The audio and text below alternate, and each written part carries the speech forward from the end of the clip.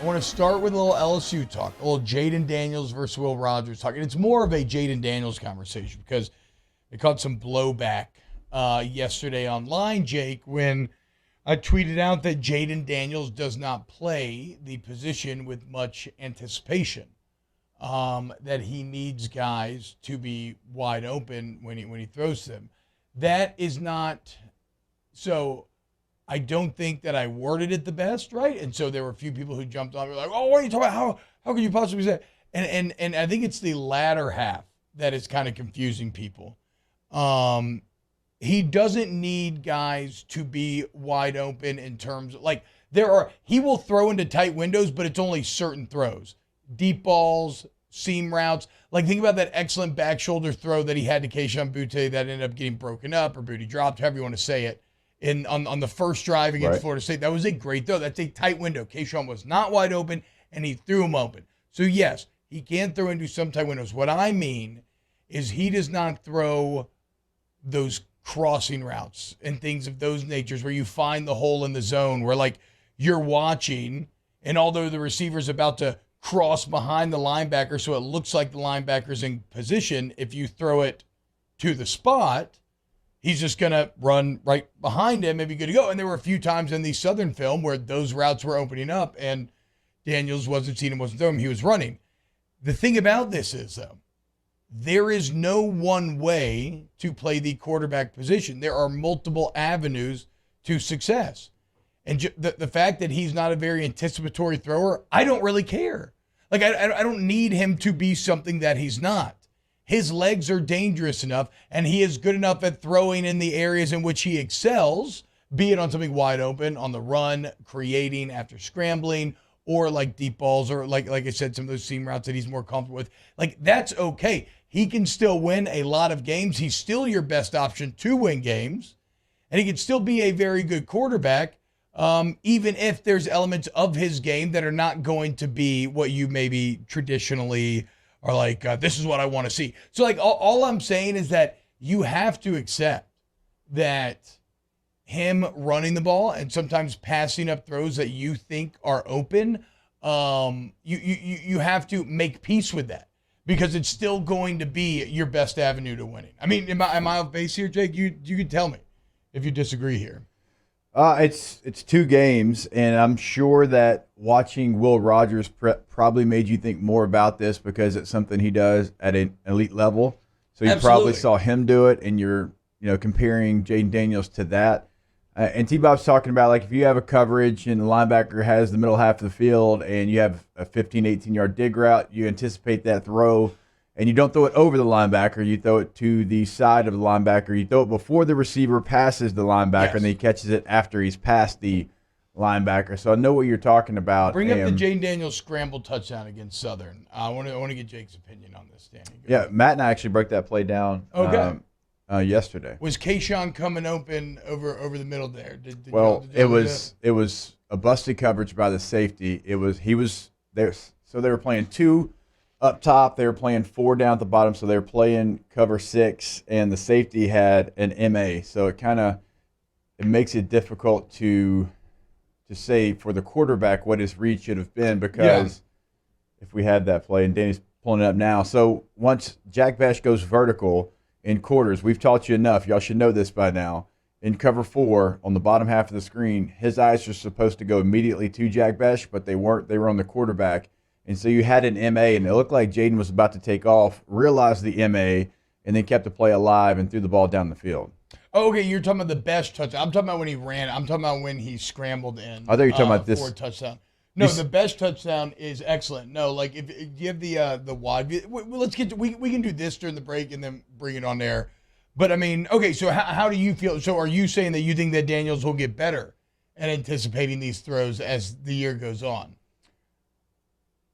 Like you said, there's so many different ways to play the quarterback position, and Will Rogers can't do this. And so when you have agree. this, That's what I'm saying. That's my entire point is that I think Daniels is really good at that. So don't try to make him something he's not. Don't try to make him into Will Rogers. That's me saying he's not an anticipatory thrower is not saying he's bad. Yeah. Which a lot of people reacted. It's like what I mean, you had like you said in this play. I thought you said Besh, but yeah, if you go back, Danny, if you kind of bring that back just a little bit, you do have, because again, that safety had a rough night all night long. I mean, he really did. He had his eyes in the backfield again, and that's why Kayshawn becomes open. Now, once you make this, you're more than in the pocket. I mean, you're hitting your offensive lineman as you're stepping up. Yes, that ball should have gone to Kayshawn, but it was a little bit later in the progression. And again, my whole point here is all I'm saying is just accept that some routes will be missed like that, but Jayden Daniels will be able to do stuff like this. And it's still your best pathway to winning football games is him being the quarterback. And I'm very excited to see what he's going to be able to do this weekend. Also, I mean, I got to be honest, Jake, after diving more into the LSU Southern film,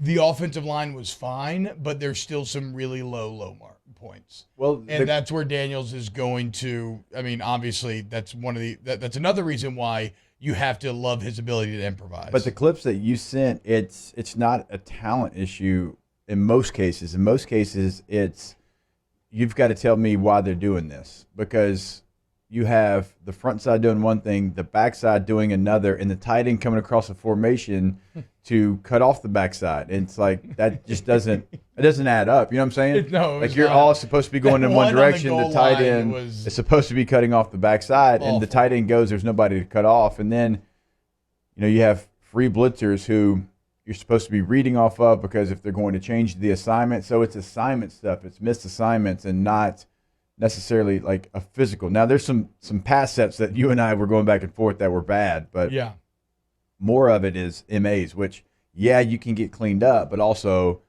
like you're going into game 3, you can't have that. But also, like, I didn't feel like there were a ton of MAs against Florida State, and I wonder if that's a byproduct of the switching guys, the center switch. I don't know. I unfortunately, I'm not overly impressed with Mississippi State's D-line. Like against Scone T last night, Matt tried to call them a very good D-line. I'm not there with them after watching them. Unfortunately, I don't know where I'm at with LSU's offensive line. What was Matt's reasoning? I don't know. I just kind of think like accepted kind of take. I can't remember exactly why he said it.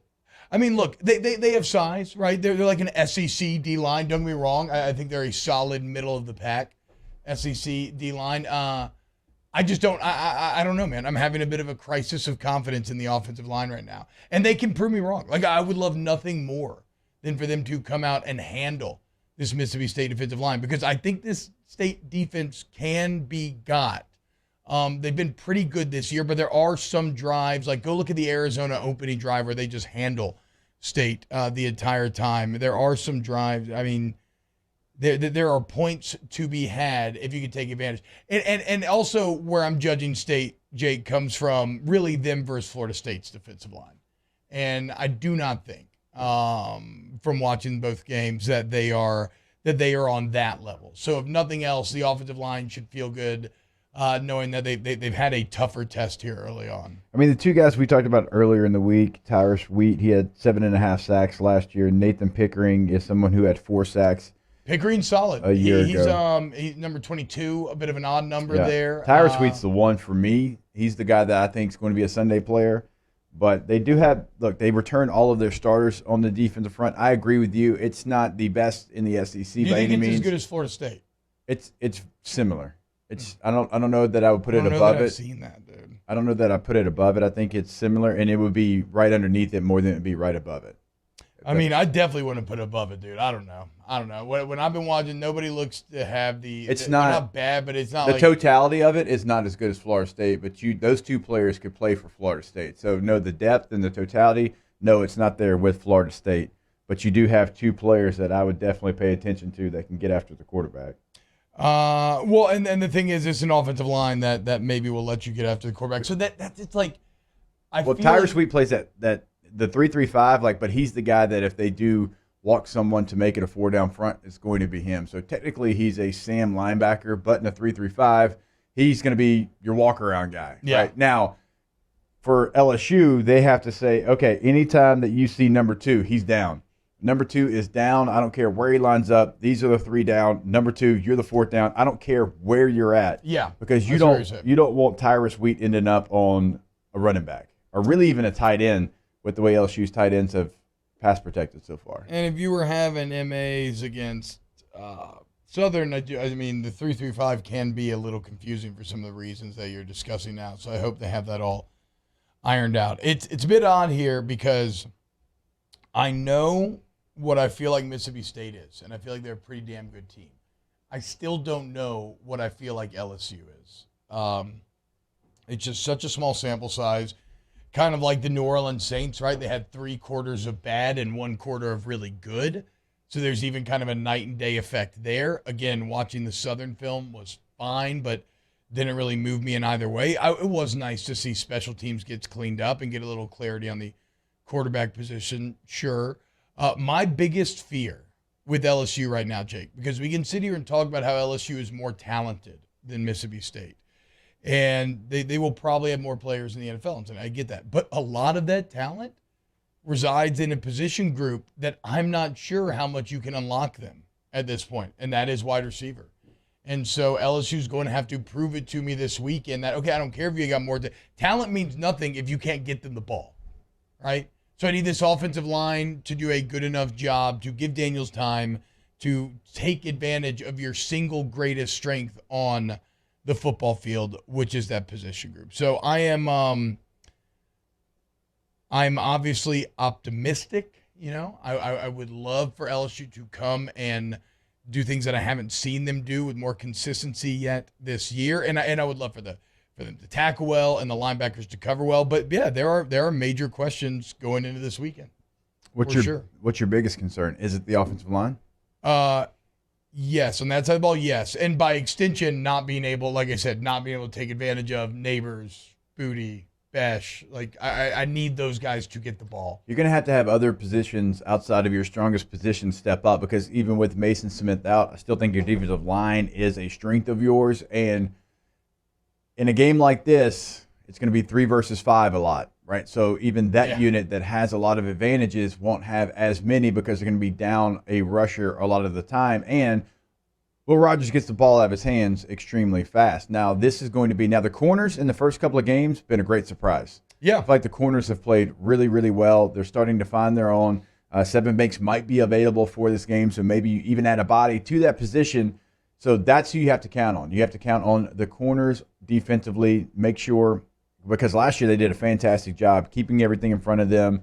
I remember, they tried to throw at the nickel multiple times, and it didn't work for Mississippi State. So Greg Brooks and that whole crew, they've got to have their best game to date. And then offensively, right, if Mississippi State's getting after you a little bit, you're gaining a new weapon in the backfield with John Emery. What can you do, right? Yeah. The 3-3-5 is not a defense that does well with physicality. Can you, because offensive line-wise, and Brian Kelly said it, you don't have your most athletic group, but you do have a big group. You have a strong group. Can you be physical at the point? Can you allow your running backs to get going? We haven't seen that, but there has not been a point of emphasis. In the first game, you couldn't do it.